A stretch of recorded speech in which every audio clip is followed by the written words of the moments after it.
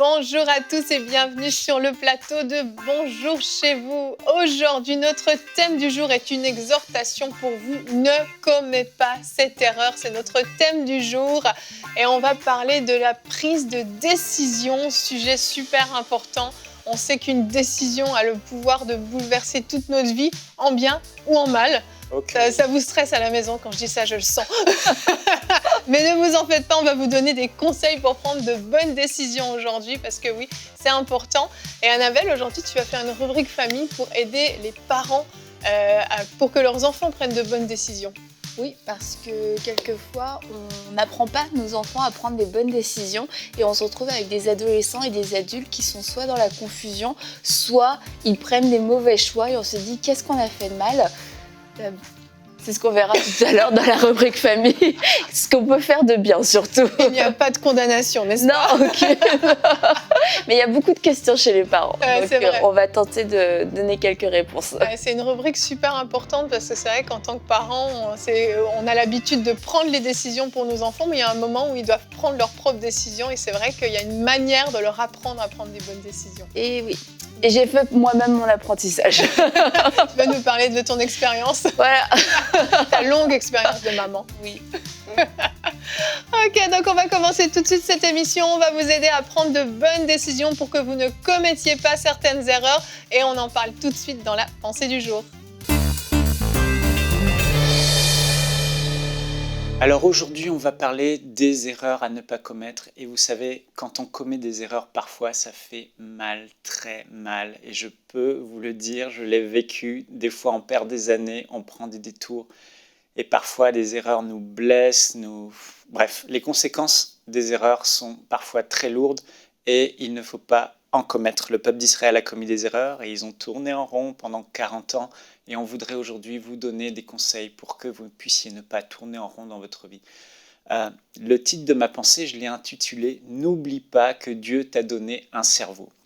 Vous savez pourquoi ? Parce que toutes les erreurs que j'ai commises dans ma vie, j'ai réalisé que je les ai commises parce que je me suis précipité, j'étais impulsif, j'ai été émotif ou j'ai été complètement irréfléchi, j'ai pris des décisions sans même m'arrêter et sans même réfléchir. Mais vous savez, Dieu vous a donné un cerveau pour que vous puissiez l'utiliser. J'ai une amie qui dit souvent, Dieu vous a lavé le cœur, mais il ne vous a pas lavé le cerveau. Utilisez votre cerveau, utilisez votre intelligence, utilisez la réflexion. Et on va lire ensemble dans Proverbes au chapitre 3 et au verset 21, ce merveilleux verset de la parole de Dieu qui dit « Mon fils, que ces enseignements ne s'éloignent pas de tes yeux. Garde la sagesse, autrement dit la prudence, et la réflexion. Elles seront la vie de ton âme et l'ornement de ton cou. Alors tu marcheras avec assurance dans ton chemin et ton pied ne heurtera pas. Si tu te couches, tu seras sans crainte et quand tu seras couché, ton sommeil sera doux. » Voyez-vous, la Bible dit que si on garde la sagesse, la prudence et la réflexion, on marchera sans connaître d'embûches, sans tomber, sans commettre d'erreurs. Et c'est Dieu qui le dit, c'est la parole de Dieu qui le dit. Proverbe 2,11 dit encore « la réflexion veillera sur toi, l'intelligence te gardera ». Vous savez, j'ai commis d'innombrables erreurs. À un moment donné, un homme de Dieu m'a dit que cette femme sera ton épouse et j'ai pas réfléchi. Bon, elle était plutôt jolie, mais franchement, je me suis pas posé des questions. Je ne me suis même pas arrêté 2 heures pour réfléchir. Pour moi, c'était comme, allez, allons-y, fréquentons cette personne. Et je suis même allé jusqu'à les fiançailles sans même m'arrêter 2 heures pour me poser les bonnes questions. Est-ce que j'ai des sentiments vraiment pour elle ? Est-ce qu'on a la même vision ? Est-ce que je veux faire ma vie ? Je ne l'ai pas fait. Vous imaginez, la vie va à 200 à l'heure et on ne s'arrête pas pour ce genre de questions. Et ça a été la catastrophe. J'ai dû rompre les fiançailles. Une autre fois, j'ai commencé un projet qui a été un projet successful. Il a réussi. Et un matin, je me suis réveillé et sur un coup de tête, je me suis dit, je vais donner ce projet à un autre alors qu'il était en pleine réussite, sans même me poser la question, mais quelles conséquences y aura-t-il après avoir donné ce projet à cette personne. Et les conséquences ont été très très lourdes dans ma vie et dans celle du projet. Et je pourrais vous parler encore d'autres erreurs que j'ai commises, l'allocation d'un bail que je n'aurais pas dû faire alors que si je m'étais assis et je n'aurais pas commis ces erreurs. Bref, ce que je veux vous dire, c'est que c'est important de vous asseoir, de réfléchir avant d'agir, de calculer la dépense, de vous poser et de réfléchir. Ça vous permettra d'éviter de nombreuses erreurs et on va en parler dans la discussion. Merci. La question que tout le monde se pose, c'est est-ce que tu as réfléchi avant de m'épouser? Réponds oui, s'il te C'est plaît. comme au poker, j'ai eu de la chance. C'est Non. pas vrai. C'est pas vrai. J'ai réfléchi et j'ai fait le meilleur des choix. Ah, Oh, je suis d'accord. je suis là. Bonjour. Alors je dis amen à ta pensée.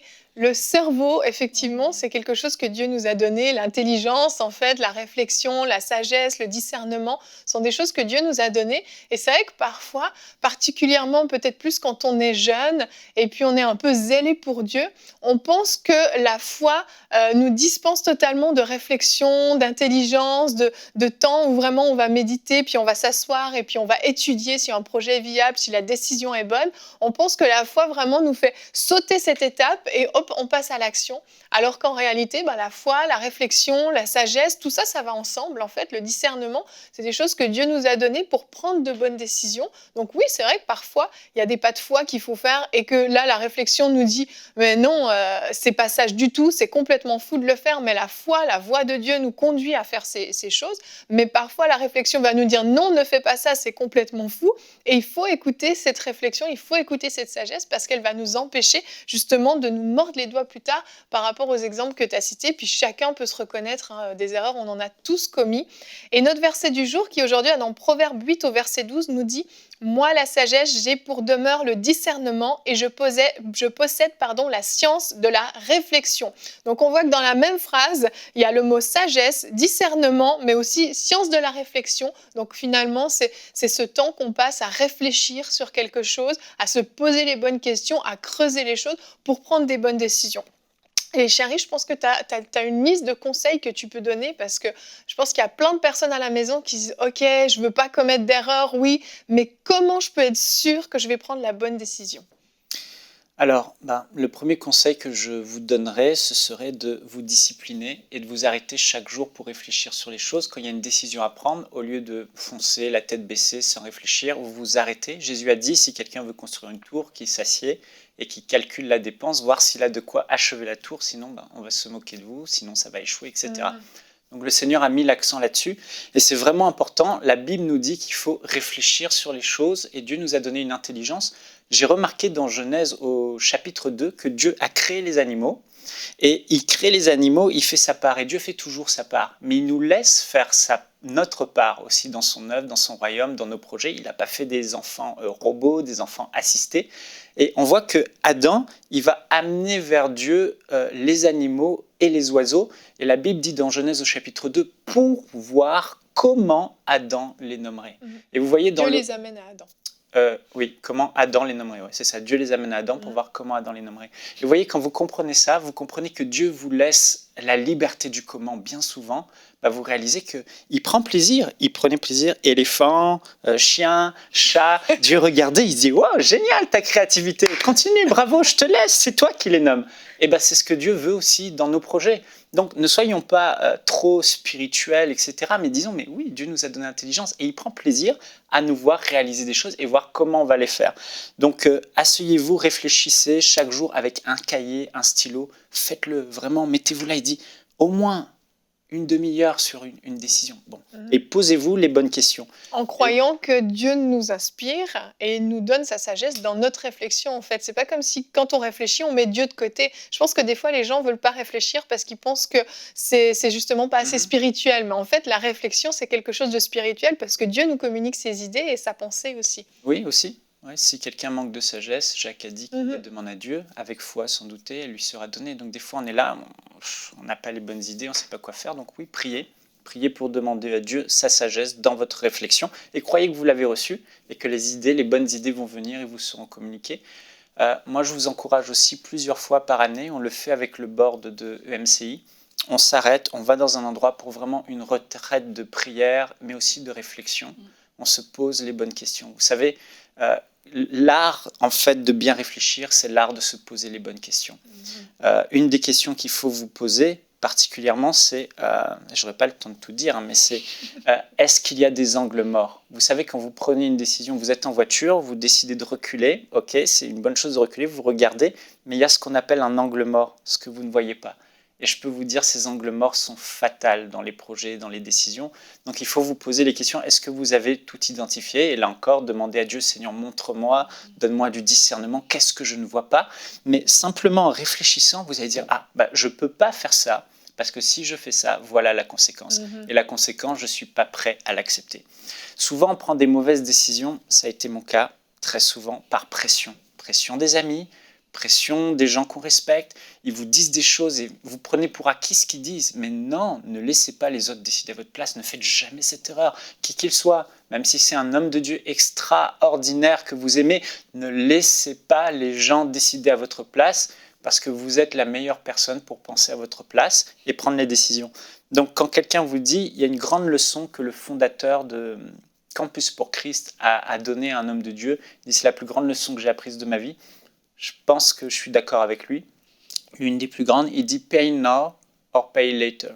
Ce que tu refuses de payer maintenant comme prix, des fois prendre des décisions vous coûtera. Coûtera des relations, coûtera des blessures peut-être chez les autres, coûtera des incompréhensions. Ça coûte. Mais si vous refusez de le faire maintenant, ça va toujours vous rattraper et le prix à payer plus tard sera bien plus lourd de conséquences. Donc, vaut mieux souffrir maintenant avec une décision ferme, radicale, qui coûte, mais faites-le. Ça, c'est vraiment quelque chose d'important. Demandez conseil aux personnes expérimentées. On voit dans la parole de Dieu, il y a Jéthro, Moïse se tient face à Dieu tous les jours. Il a cette, j'imagine que c'est tous les jours, mais il a la nuée, il parle, Dieu lui parle, il a le visage glorifié. Mais dans tout ça, il est en train de s'épuiser, il est fatigué, et vous savez quoi? Dieu va rien lui dire. Mais Dieu va passer par son beau-père Jéthro pour lui donner les conseils. Si tu continues, tu vas t'épuiser, etc. Établis des hommes. Jéthro était un homme d'expérience, de sagesse, il avait sûrement des employés, il avait compris.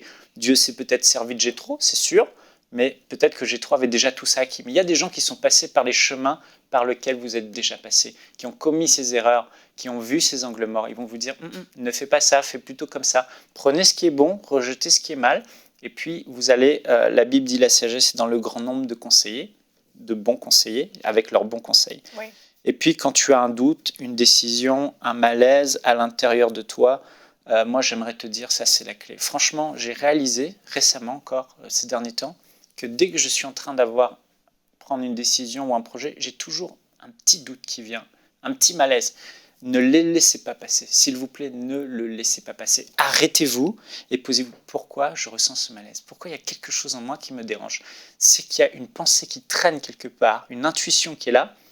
Trouvez le problème parce que ce sera comme le grain de sable dans l'engrenage qui va tout faire, tout détruire. Vous devez prendre ce grain de sable, l'enlever et si vous l'enlevez, tout va bien se passer après. Voilà quelques conseils. Excellent, merci beaucoup. Et quelquefois, l'idée est très bonne aussi, et ça va être une question de temps, et le temps fait partie du discernement et de la sagesse que Dieu peut nous donner.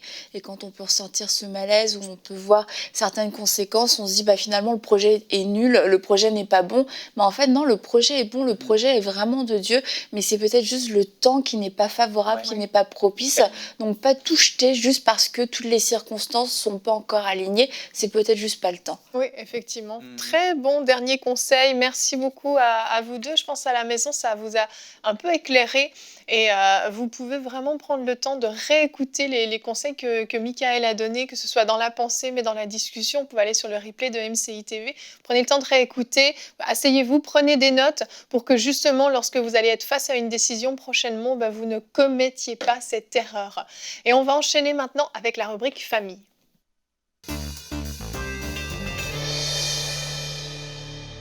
Donc Annabelle, on le disait en début d'émission, en tant que parents, on doit accompagner nos enfants pour petit à petit les laisser voler de leurs propres ailes, mais surtout qu'ils puissent prendre leurs propres décisions, et les bonnes, pas les mauvaises. Et c'est pas forcément un principe facile à mettre en place, parce qu'on a peur que nos enfants fassent des mauvais choix, on a peur des conséquences pour eux et pour nous, et parce que aussi, on peut venir d'une génération où on disait c'est pas aux enfants de décider, c'est pas à eux de choisir, c'est pas à eux, les parents savent, et tu suis, et que l'enfant modèle modèle et le mauvais parfait de l'éducation, c'était une obéissance sans faille et sans réflexion. Oui. Or, un enfant qui apprend à faire des choix, c'est un enfant qui apprend à réfléchir. Et un enfant qui apprend à réfléchir, c'est un don de Dieu. Peut-être qu'on s'en rend pas compte quand ils sont petits, qu'ils réfléchissent beaucoup, ils posent trop de questions. Mais en grandissant, c'est vraiment un don et c'est bien de nourrir ça chez l'enfant. Et concernant tous les principes d'éducation, en fait, ce qui est important, c'est de se dire comment est-ce que Dieu fait avec nous. Il n'y a aucun bon principe que Dieu n'appliquerait pas pour nous. Et le fait de dire, non, un enfant parfait, c'est juste un enfant obéissant qui ne pose jamais de questions, on voit que Dieu, dans son amour, nous laisse beaucoup de liberté et nous laisse le libre arbitre et nous laisse le choix de faire des mauvais choix. Donc, c'est le système d'amour que Dieu a instauré. Et il dit, je mets aujourd'hui devant toi la vie et le bien, la mort ou le mal. Et il dit à la fin, choisis la vie quand même, ce serait mieux. Il donne son conseil quand même. Voilà, il choisit la vie afin que tu puisses vivre, toi et ta descendance. Et en fait, on comprend que Dieu ne fonctionne pas avec des punitions, mais avec des conséquences. Et d'ailleurs, quand on est arrivé au Québec, j'entendais des parents dire aux enfants, tu vas avoir une conséquence. Je me dis, c'est quoi ce truc, une conséquence? Et en fait, c'était pas une punition, c'était une conséquence et je trouve que c'est beaucoup plus juste dans ce terme. Les enfants ont des conséquences. C'est pas moi en tant que parent qui punis mon enfant parce que tu n'as pas fait ce que je t'ai demandé, mais parce que tu n'as pas fait un bon choix. Chaque choix a une conséquence. Exact. Chaque décision a une conséquence. C'est pas moi qui te l'impose, c'est le processus. Voilà, c'est le processus normal. Chaque choix a une conséquence. Bon choix, bonne conséquence. Mauvais choix, mauvaise conséquence. Et c'est vraiment comme ça que Dieu nous enseigne aussi. Mais il nous dit, voilà, si tu choisis la malédiction, voilà tout ce qu'est la malédiction. Si tu choisis la bénédiction, voilà tout ce qu'est la bénédiction. Si jamais tu n'as pas compris, je te le dis encore une fois, choisis la vie, choisis la bénédiction. Mais c'est à toi de le faire. Et on voit Jésus a fait la même chose avec ses disciples. Suis-moi. Mais il a pris personne. On ne dit pas qu'il a traîné Pierre par les cheveux, qu'il l'a forcé. Non, ils ont jeté leur filet, ils sont partis. Voilà, le jeune homme riche, il lui a dit, vends tous tes biens et suis-moi. Lui, il l'a pas fait. Comme quoi, il y a vraiment un choix libre. Tout à fait. Donc, apprendre à faire des choix, à laisser nos enfants faire des choix dès leur plus jeune âge. Alors ça va être le début. Et par exemple, toi, Evelyne, tu laisses ton fils choisir ses habits la semaine. Le dimanche, on négocie. Mais Louis choisit ses habits la semaine. Du coup, il a la grâce de s'habiller en pas de patrouille, en flash, en tout ce qu'il veut. Et il est super heureux. Et ça lui donne la capacité de choisir, d'apprendre que certaines couleurs ne vont pas ensemble. Et ça devient très bon d'ailleurs. Et tu vois, par exemple, moi, c'est quelque chose que j'ai jamais fait avec Eden. Parce que je voulais qu'elle soit habillée comme je voulais qu'elle soit habillée. Et je voulais pas subir les conséquences d'un mauvais choix. Mais quelles sont les conséquences aujourd'hui? Les conséquences aujourd'hui, c'est qu'elle peut passer beaucoup de temps devant son armoire. Qu'est-ce que je mets? Et c'est des décisions profondes. Et je me dis, si je l'avais laissé choisir ses vêtements quand elle était plus jeune, probablement qu'elle aurait développé un peu plus d'autonomie et d'assurance.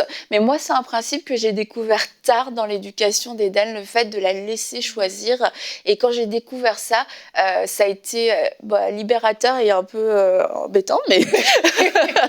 Mais quand on commence jeune, c'est la meilleure des choses. Mais c'est ça, je te coupe 2 minutes, mais tu dis un peu embêtant parce que c'est ça, c'est que en fait de laisser prendre leurs décisions aux enfants, pour nous c'est moins pratique, mais à long terme c'est mieux. Mais sur le coup, si on décide tout, c'est plus rapide, c'est plus simple, et on est sûr que ça marche à tous les coups. Bon, après, il faut quand même être intelligent dans le sens où il faut proposer des choix adaptés aux enfants. Alors, vous n'avez pas proposé à Sophia, votre petite fille de 5 ans, ok, qu'est-ce qu'on pourrait lui proposer, qu'est-ce qu'on va acheter comme voiture, choisis la voiture de la famille.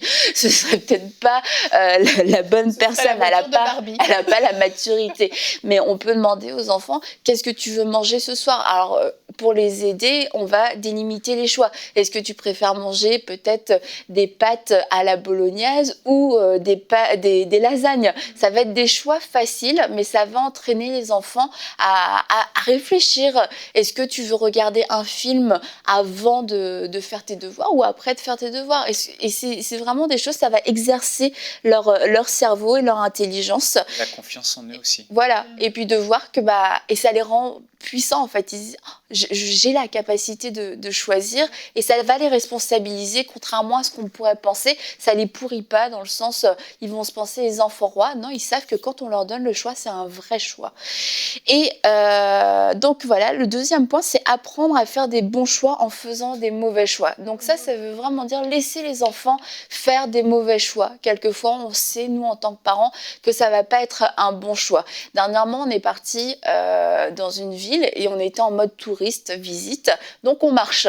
Et là, ma fille, 15 ans, enfin elle avait pas encore 15 ans, mais elle allait avoir 15 ans dans quelques jours, elle sort, je dis « Ok, c'est quoi ta tenue ?» Elle est habillée comme si elle partait en soirée ou à un mariage ou je sais pas où, elle a des chaussures, c'est sûr que rien que d'aller du garage à la voiture, t'as mal aux pieds. Je lui dis « Elle va avoir mal aux pieds, c'est sûr, on va marcher toute la journée. » Mais bon, écoute, je sais qu'elle a réfléchi pour faire ça. Elle a réfléchi, peut-être pas de la bonne façon, mais elle a réfléchi. On est parti. Son papa lui a dit « Mais c'est quoi tes chaussures ?» Laisse. Donc on est parti, on a marché toute la journée. Elle n'a rien dit, elle ne s'est pas plainte une seule fois de la journée. Mais quand on est arrivé, qu'elle a enlevé ses chaussures, j'ai vu sa tête. Et je peux vous dire que les jours d'après, elle a mis ses baskets. Et c'est ça, quelquefois on fait des mauvais choix, mais il faut qu'on l'expérimente, qu'on se dise, parce que ta maman qui te dit c'est pas les bonnes chaussures, ah oui, mais tu comprends pas, elle m'a tenue. Écoute, là, elle a expérimenté par elle-même. Le lendemain, j'ai pas eu besoin de lui dire quelles chaussures prendre. Elle a su choisir elle-même ses chaussures. Quelquefois, ça peut être faire même un mauvais choix d'études. Et je sais, ça peut vraiment faire peur. Là, ça donne le vertige, c'est du temps, c'est peut-être même de l'argent. Mais on va discuter avec l'enfant, et surtout qu'il est devenu plus grand, mais est-ce que tu es sûr que tu prends le bon choix? Parce que tu vois, plutôt tes forces, ça a été juste là, c'était plutôt là. Mais en fait, si l'enfant à ce moment-là, à 18 ans, est convaincu, non, moi c'est ce que je veux faire, il est déterminé, on risque de briser même la relation, de tomber dans des conflits plutôt que de dire ok, écoute, on fait un test pendant 1 an, fais ça, et puis peut-être qu'il s'est découvert une vocation, peut-être que c'était la meilleure décision à prendre pour lui-même parce qu'il s'était posé les bonnes questions, mais peut-être pas. Et qui se dira ok, c'est vrai, en fait je me suis trompée. Et quand on est dans un environnement sécuritaire, on va revenir on va revenir vers nos parents. Ok, tu sais, tu me l'avais dit que c'était pas une bonne idée, mais du coup maintenant tu penses que je devrais faire quoi? Et ça se construit parce qu'on a laissé l'enfant faire des mauvais choix sans qu'il y ait de punition. Il y a eu des conséquences, mais il n'y a pas eu de punition, il n'y a pas eu de règlement de compte. Donc qu'est-ce que je voulais dire pour ça? Oui, c'est ça. Non, je voulais dire pour ça, c'était que on doit chercher à toujours construire et chérir la relation, et que quand il y a une erreur de fait, que la réaction de l'enfant, tout comme nos réactions par rapport à Dieu, ce soit j'ai fait une bêtise, je vais aller voir Dieu, je vais aller voir mon père, j'ai fait une bêtise, je vais aller voir mes parents parce que j'ai besoin d'eux. Et quand on a peur, quand on est dans un environnement où il n'y a pas de grâce, j'ai fait une bêtise, comment est-ce que je peux la cacher? Comment est-ce que je peux faire pour que mon père, Dieu, ne soit pas au courant? Comment est-ce que je peux faire pour que mes parents ne soient pas au courant? Et en fait, c'est parce que c'est dans des environnements où il n'y a pas le droit à l'erreur. Donc, laissons nos enfants faire des erreurs dans un périmètre de sécurité, quand même, faut le dire, et tout en tenant compte, bien sûr, de l'âge des enfants. Et notre rôle en tant que parents, c'est vraiment d'accompagner nos enfants et de ne pas décider pour eux, de ne pas prendre les décisions pour eux et d'accepter qu'ils doivent, c'est sain, c'est bon qu'ils prennent leurs décisions pour eux, et de casser ce que je disais un petit peu en début d'émission, le mythe qu'un enfant qui prend une mauvaise décision, c'est pas un mauvais enfant, c'est un enfant qui a fait un choix et qui s'est peut-être pas posé les bonnes questions, et parce que peut-être que moi, en tant que parent, j'ai pas joué mon rôle en fait. J'étais tellement dans mon rôle, il faut que je prenne une décision, que j'ai pas fait mon rôle de ok, tu sais quoi, il faut que tu t'assoies et puis il faut se poser les bonnes questions. Et ensemble, on va pouvoir se poser les bonnes questions pour que toi, tu puisses prendre ta décision. C'est ça, mais on l'accompagne dans sa réflexion. Oui. Et puis on lui dit, c'est quoi les bonnes questions? Parce que des fois, moi je parlais des études, je veux partir faire mes études dans telle université, dans telle ville. Mais pourquoi est-ce que tu veux faire ça? Et en fait, tu découvres, parce que mes amis vont là-bas. Et moi, ce que j'ai vraiment envie de faire, ce serait dans une autre ville. Mais si j'y vais, il n'y a plus personne. J'ai peur de me sortir seule. Et là, c'est d'aider l'enfant à se poser, encore une fois, les bonnes questions. Mais qu'est-ce que tu veux faire plus tard? Est-ce que tu penses que c'est plus important? Qu'est-ce qui est le plus important? Donc, et dernièrement, c'est de leur apprendre à écouter la voix de Dieu par eux-mêmes, à leur enseigner ce principe de s'approcher eux-mêmes avec assurance du trône de la grâce.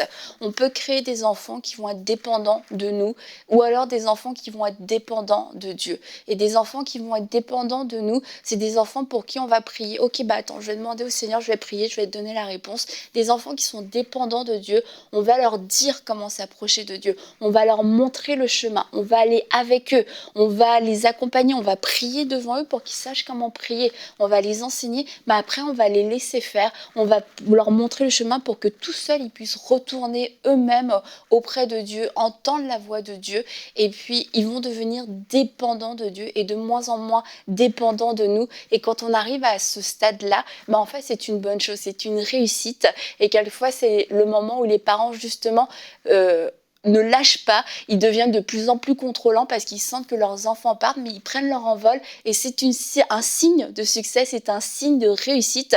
Si votre enfant prend son envol et devient indépendant de vous, mais dépendant de Dieu, que c'est un enfant qui réfléchit, qui prend ses choix, qui prend des bonnes décisions, quelquefois des mauvaises décisions, c'est une grâce de Dieu, je le répète, c'est une grâce de Dieu que d'avoir un tel enfant. Et un enfant qui va prendre ses décisions, c'est un enfant qui va être aussi convaincu, et il prendra une décision pour son salut, il prendra des décisions pour son mariage, il prendra des décisions de vie, pour ses finances, de valeurs, d'éducation pour ses propres enfants, il en sera convaincu, et ce ne sera pas parce que juste mon père ou ma mère me l'a dit un jour. Excellent, merci beaucoup Annabelle, c'était super intéressant et plein de bons conseils très très pratiques. Et je me permets de juste pointer le doigt sur une chose que tu as dite pour que les gens comprennent bien, c'est en fonction de l'âge de l'enfant. On adapte les décisions en fonction de l'âge de l'enfant, parce qu'il y a des courants aussi de pensée où dès le plus jeune âge, on laisse les enfants prendre des grandes décisions, puis ça génère beaucoup de stress pour les plus petits, parce que c'est des décisions trop grandes pour eux. Donc bien sûr, la grandeur des décisions va grandir avec l'âge de l'enfant. Je voulais juste préciser ça pour qu'on ne s'embrouille pas non plus de ce côté-là.